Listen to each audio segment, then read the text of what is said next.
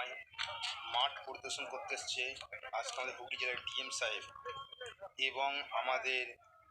আমাদের বিশ্ব ইজতেমা ময়দান এবং খুঁটিনাটি সব কিছু বিষয় দেখতে এসছে সরকারি অফিসার এবং কেন্দ্রের সঙ্গে আমাদের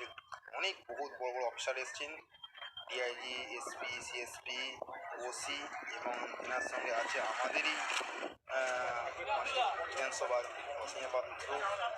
এবং বহু অফিসার আছে এনাদের সঙ্গে। অফিসার আছে, এনাদের পাশে এত এমএলএ আছে এবং আমাদের কাসিম সিদ্দিক আছে পূর্ব শরীফের, আমাদের যিনি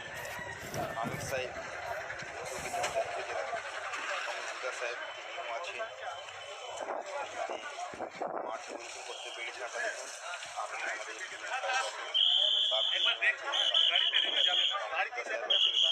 সব বড় অফিসাররা এসছেন মাঠ